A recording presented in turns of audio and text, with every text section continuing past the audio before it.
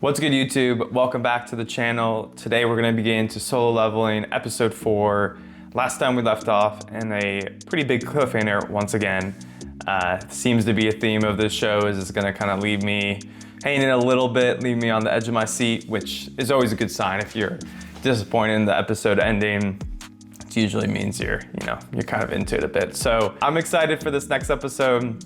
Really curious about where all these ability points are going to keep expanding and how the world's going to expand from here. So yeah, let's go ahead and get started.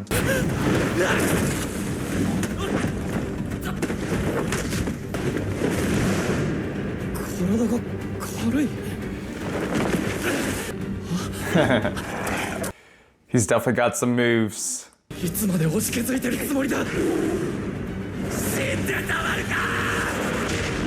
Damn. Steaming and everything. It's still stronger than Oh, he's giving him the 1-2. Damn. That metal jaw gets him, he's screwed.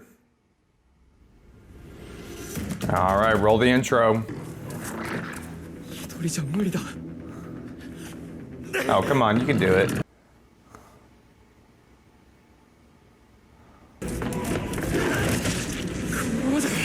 Oh man.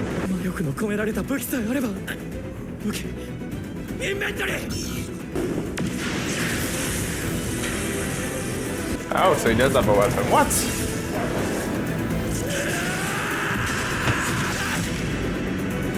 Dang, split his head right in two.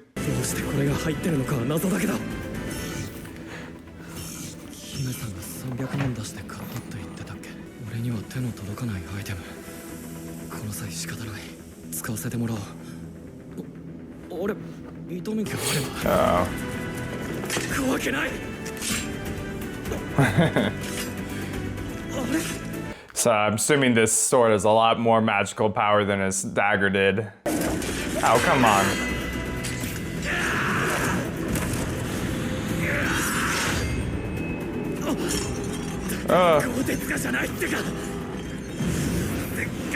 For real.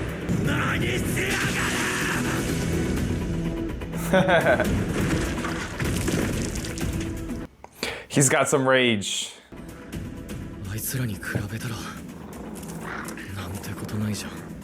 Yeah. I mean, you're using your physical ability for these guys rather than your brains, but it's good practice for him. Those are his weaknesses. He needs to work on them. Level 2. His health went up quite a bit. Ah.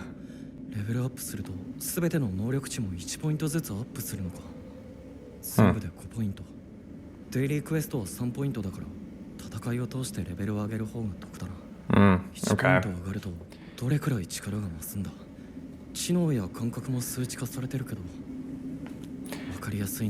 That real world experience is much more useful.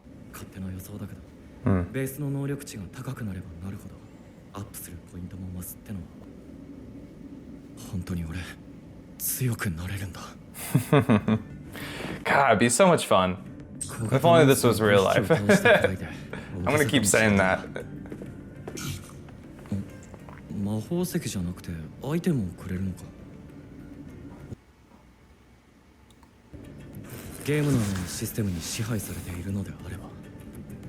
Instead of Fane.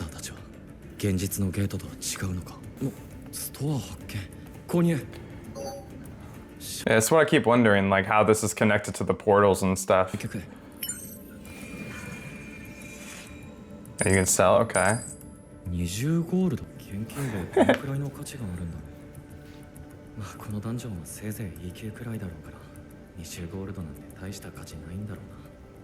Yeah, is it like his own currency for like just those his little interface, like his gaming interface, or is it can you transfer it to the real world? Can you buy one?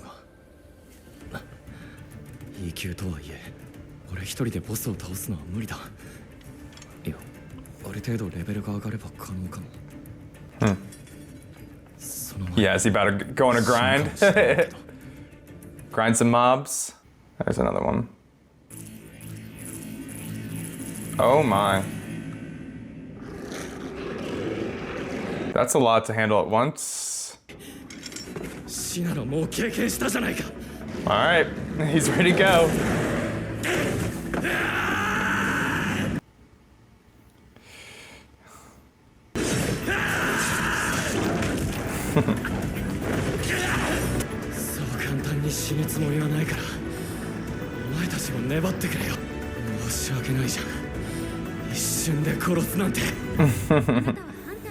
He's come a long way already from being a construction worker. Now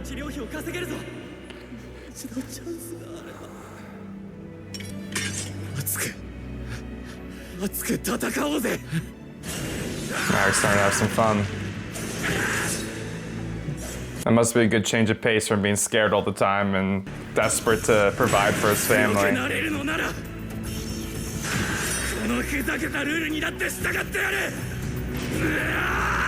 Wow, he's leveling up like crazy.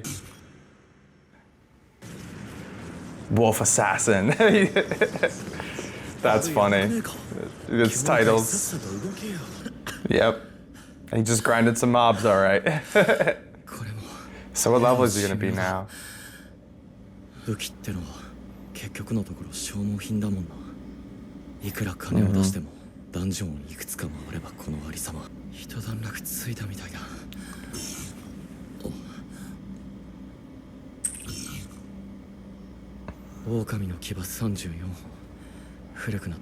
$34, wow.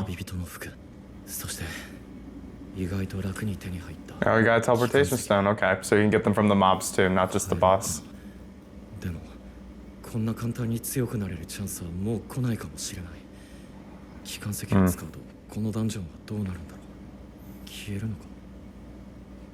Probably, yeah.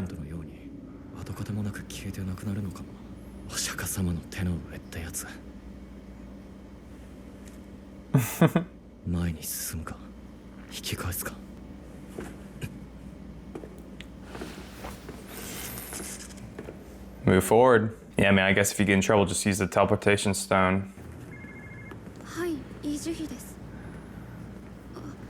Johi's back.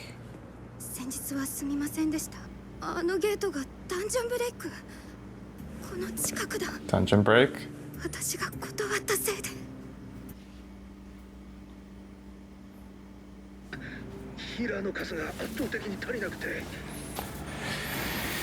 Damn.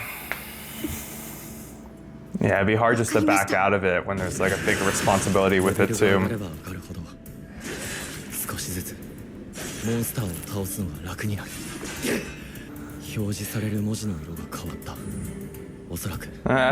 That's funny.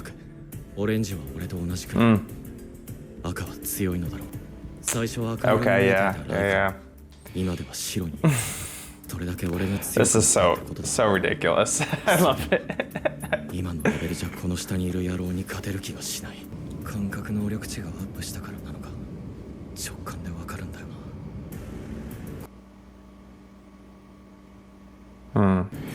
Yeah, I could probably still trust your instincts here.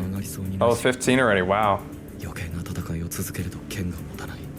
I wonder if you can repair the sword too, like in the shop and stuff. Is he gonna go? I thought you were just saying you're... Okay.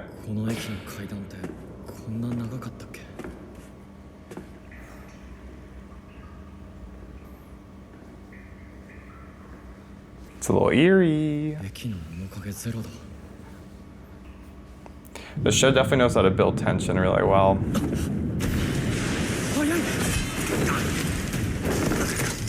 Oh, there goes the sword already.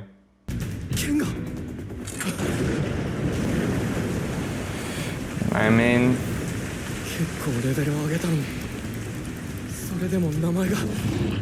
Fucking serpent.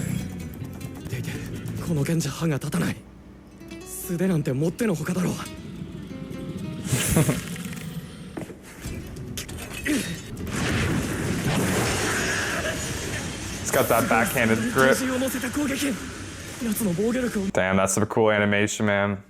この分厚い鎧をどうすればいいんだ。こ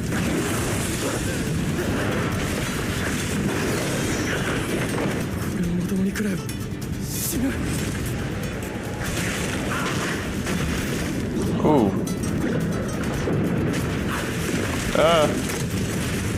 Yeah, get out of the water quick. What? 少しは強くなれたと思ったのに。 You have, but not that strong, bro. これでもまだ力不足なのか。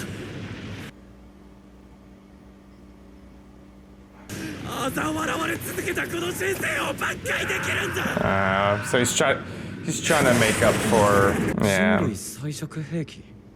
最近そう呼ばれてるらしいじゃないか。はい。 Bruh. 幼稚なことを言う奴らがいたもんだ。おめえを返上できるように頑張りなさい。 Damn, he seems like a good guy. わかりました。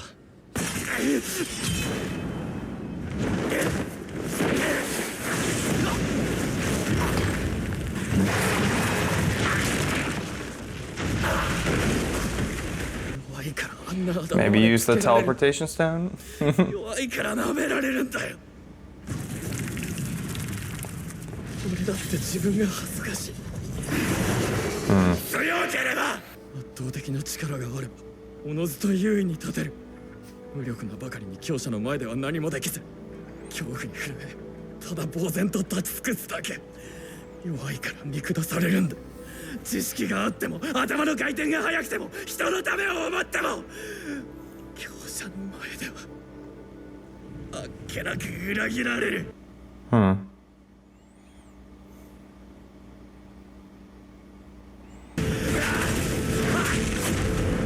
Even though he seemed like kind of put together in the first episode, he seemed okay about his weakness and stuff. He definitely has like a lot of internal grief with it, you know. He's battling it. Oh, why is he glowing now? You about to go Super Saiyan. まだだ。あいつに比べたらあの時の恐怖に比べたらこいつなんかよりな。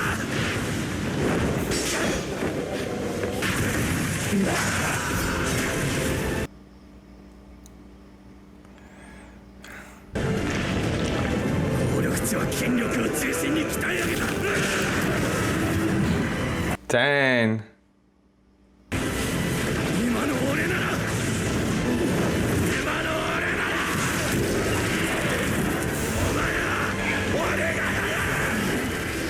Show us your rage. Cool animation, man. Wow. Did he just completely rip his head off? Or just choked it? Oh my god. Wow. You leveled up a few times for that one, yeah.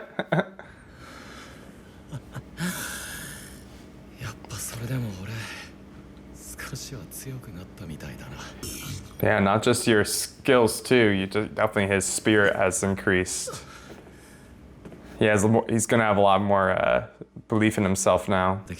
Oh, that's a dope. Is that like a dagger? Yeah. Opponent cannot be for a second. Dang.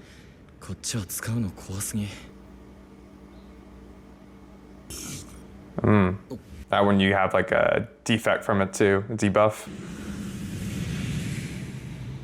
Cool. I'm excited to like everyone else to see him get stronger. Everyone like, oh, you're not the weakest hunter anymore. ちょっと入ってきちゃ困りますよ。放送が聞こえなかったんですか？放送って？いやいや、とぼけないでください。ひょっとしてハンターの方ですか？はい、一応ハンターですね。大変失礼しました。現場にご案内いたします。こちらです。はい。また何かあったのか。Let's see him get involved. ダンジョンブレイク。モンスターが外に出てきたみたいですね。もうほとんど片付きましたが、でっかいのが一匹残ってるんですよ。感覚能力がアップしたからなのか感じる。あそこにいるのがボス。That's cool. It's like a rock golem. People are just taking pictures and stuff.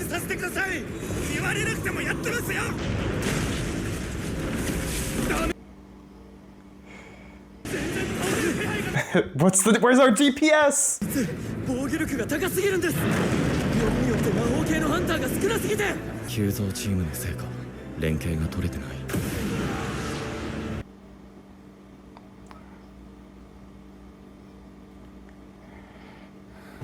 その D 級はタンクだから、とどめを刺すこともできずに長期化してる。ヒーラーは D 級2人に B 級か。ちょっとお姉さん、早く回復させてください。 B 級のヒーラーなんでしょ。何ぼーっとしてんですか。はい、しっかりしてよ。Damn. 1週間が経つの。 She's really got the PTSD, dude. Yeah, of course. 俺だって。いや。 Yeah. ボスは D 級。さっきまで戦ってたボスよりしたら。 This is gonna end on a cliffhanger, man. I want to see it. 奴の防御さえ無力化できたら勝てる。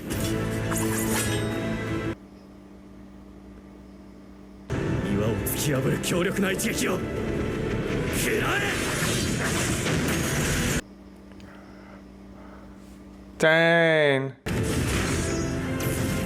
It had like a shield or something. Cool. 俺たちやったんだ。攻撃が通用しなかったのにどうして防御が崩れたんだ。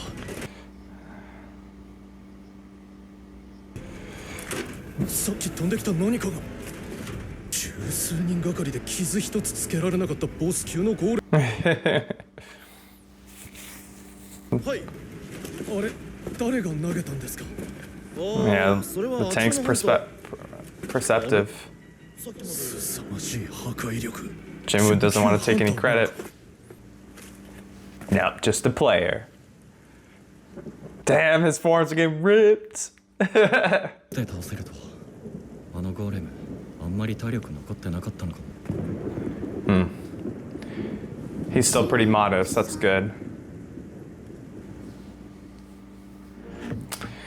Great episode. That was a lot of fun. Seeing it a little bit more in action and everything. Very cool. All right, everyone, that was episode 4 of Solo Leveling. I've got to get stronger. It was a good way to show a narrative or tell a narrative about strength in general. There's definitely a strong theme about trying to get stronger this episode, showing it through this challenge of the dungeon that he's facing, having to make decisions whether to, you know, kind of take the improvements he's made early on in the dungeon or keep going to fight this boss that he's kind of perceiving as very strong. And there's definitely a strong theme around strength. Let's kind of go through the episode through order about what gets told in this episode, because there's a lot of information that's given to us too, continuing about his kind of the player dynamic, how he gets more ability points or skill points, how he gets items, how he can sell items, all this. So pretty early on, he's faced with, you know, he doesn't have a weapon. He's not quite strong enough to beat the Lycans with his bare fists, and he goes to his inventory. So we kind of get seen that he has an inventory. I don't think that information had been given to us yet. So he has an inventory, interface that he can pull from, and then he pulls out a sword, and he doesn't know how the sword got there. I think he said that it's Kim's sword and that it was worth like 3 million or something that obviously he can never afford. So I'm not sure if it's actually Kim's sword or if it's the same kind of sword that he was just able to pull out from his inventory. So I'm curious about, how the inventory works in terms of like how many items he can store in there, in terms of the sword and how that got there in the first place. Is he going to be like given items randomly, or is he going to have to, from here on out, is he going to kind of have to, earn all the different items that he gets and store them in his inventory? But it also makes me curious about if someone is behind this player thing, right? Like, how did that sword get in there?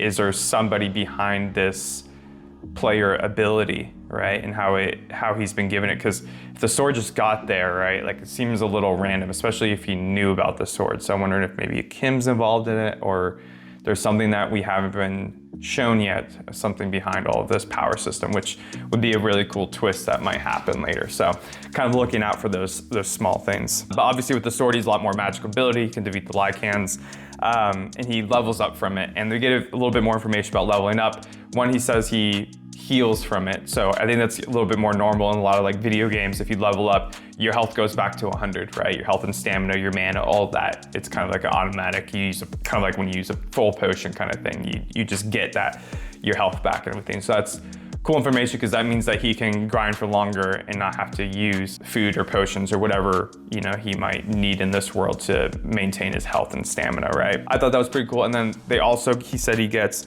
5 skill points to use, or ability points. I forgot what they keep referring to them as, but he gets 5 instead of 3 that he gets from the quest, right? And he doesn't get to pick what he puts them in though. It's just a 1 to every single attribute, like strength, his intelligence, perception, vitality, all that, right? So it's a bit more efficient than the quest where you get 3, but with the quest you get to choose what you put them into. So there's a little bit of a trade-off with it. It reminds me of you know, MMOs and stuff where, you know, usually the most efficient way to level up for most games, I'd say, is to grind, right? You can just grind, and it's probably the most efficient, especially at certain points in the game. Maybe early levels doing quest is a bit faster, or, you know, maybe a combination of both. But in a lot of games, at least the ones I played, like RuneScape and MapleStory, those ones, I played a little bit of WoW, but not too much. You know, just grind is probably the better way to do it, especially as you get a higher level. There's always some pros to doing quests. For example, you get items or abilities. Obviously in this game, when he has those challenges, the training, he does get skill points for it still. So, and he gets some flexibility with it, he gets to choose. So he can kind of choose what stats are the most important to him. In this case, obviously he's valuing strength a lot. And so there's probably gonna be some kind of balance to it here, where he's gonna have to balance grinding mobs, but also still doing his training. Obviously there's penalties not doing training too, so he kind of has to do it still, even though there's might be a little bit of an efficiency advantage to just training mobs. So we'll see how that goes. I like how it's related to video games once again. I mean, it's just fun. If you're a gamer, this show, it will just be perfect for you. We see also from from him defeating it, he gets some items from it. Like he gets feigns from it, I think he gets a cloak and a dagger, and we see that there's a store introduced as well. He can sell these items, so he's not really getting essence stones. I don't know if he can in these dungeons or not, but he gets these items that he can sell to the store, and he can sell to for 30 gold or something like that. That's how much he gets, but we don't know how much that equates to the real world, if he can withdraw that gold into real money, or if it's just in his player interface. I'm kind of assuming it's just in his player interface for him to get items that have to do with this player mode that he's in, but he also doesn't have access to the store yet. And he says that it's probably because he's a newer player, right? And so I'm assuming maybe once it gets to level 10 or 20 or something, that the store will get unlocked and we'll be able to see what kind of items he has access to try to buy, which would be really, really cool. We also see that some of his other abilities come into play here.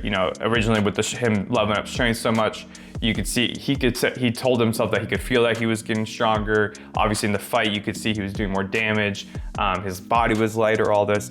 But we also see with his perception, he's in the instance dungeon, he perceives what the boss will be like down in the metro rail station, right? He can perceive that it's strong. He can kind of perceive its level of strength, basically. And we get the same when he leaves the instance dungeon and there's that dungeon break, he can perceive where the boss is. So we're starting to see that. I'm curious about where the intelligence and vitality and all this stuff will come into play when we see more use cases of that. It'll be pretty interesting to see. But we also get to explain kind of the leveling system and interface with the monsters too. So a white title card for them is a weaker monster to you. I mean, that's just like video games too. The stronger you get, usually they show, a lot of MMOs will show you the relation of the mob strength to you. So you can see as he gets stronger here, the Lycans get and the goblins get a white card, Orange is supposed to be around your level, so probably a pretty good experience rate, right?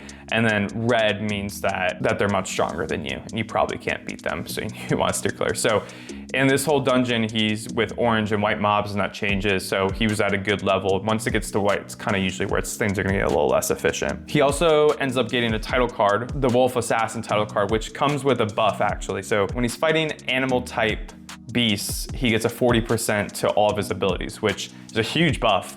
I'm wondering what all the types of creatures are in this world, if that's gonna be like a lot of them, because if that's the majority of the beasts he's fighting, that's a huge buff. 40% is huge. So obviously that's a really good title to have just from slaying a bunch of wolves. So I'm curious what other titles are gonna introduce, if he can only equip one at a time, or if he's able to change them in general. It'll be pretty cool to see those things. I also noticed in the interface that there's stuff like job and title, right? So, and obviously right now he has none, but I'm wondering if the jobs are kind of like a tank versus a healer versus, a DPS one, like we saw there was an archer later. So I'm wondering what, if he picks that class and if he'll get like certain more abilities for that. I'll be curious to see when that happens. That was always one of my favorite parts of MMOs that had class systems in it, is when you get to choose your class. Like MapleStory, you grind the first 10 levels and you have to make a big decision whether you want to be like an archer or a swordsman or an assassin, right? Like it's always a really cool thing because all their abilities are so different, so it's a big decision to make. Let's get into his boss fight, because I think that's a really cool moment. It's kind of when the narrative about strength comes into play. And you can see that Jinwoo has very strong feelings about his weakness. I think in the first episode, at least how I perceived it, was that he seemed to have pretty good acceptance around his weakness.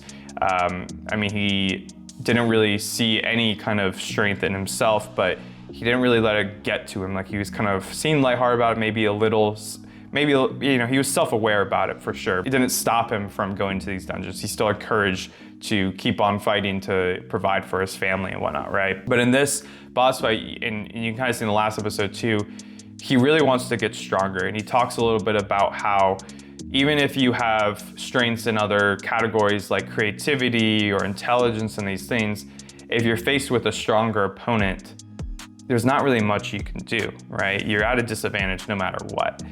And he really uses that for his motivation here. He talks about how he's ashamed of himself, right? He's dealing with this shame of being so weak and people telling him to be weak and getting the status of the weakest hunter, right? Like, that's a very strong feeling to try to overcome and to work through. I think for most people who have experienced shame in life, it's a very crippling feeling. It keeps you stuck, right? It keeps you having a certain perception of yourself that if you worked through, you could probably change the way you view yourself, right? Change yourself authentically, but actually change the way you view yourself, and therefore the way that others would probably view you eventually too. So you can see he's working through this shame by confronting this boss, even though he knows it's strong, and even though he's not sure how strong he is at this point, he wants to face it. He's still having courage to face his shame of being so weak. He wants to prove to himself. And I think that's a really cool little narrative in this episode. I think it kind of ties into the last episode a bit too, and him trying to prove it. He's really using the motivation from his mom and being sick still too. It flashes to that, right? So it's not just his own motivation of, hey, I just want to be stronger. He has people to provide for, but he's also using that motivation of people kind of pushing him down and being like, you're so weak and everything. I thought that was really, really cool. I also want to say that there's some parts of that where I think he's being hard on himself for it, right? Because in the first two episodes, we see that strength isn't always something that can get you out of a situation. Obviously, those statues were stronger than everyone, right? Stronger than all the hunters there. And yeah, none of them went up with a leg up in that situation. And maybe if they were an S ranked, maybe they would have been different, and they wouldn't have had to be, use their intellect in that situation to get out of it. But you can see in that situation, his intuition and his creativity and his intellect is what saved a lot of them, right? It saved him, it saved a lot of them. And there are a lot of situations where you can make up for not having raw strength, and you can find creative ways to get out of situations, right?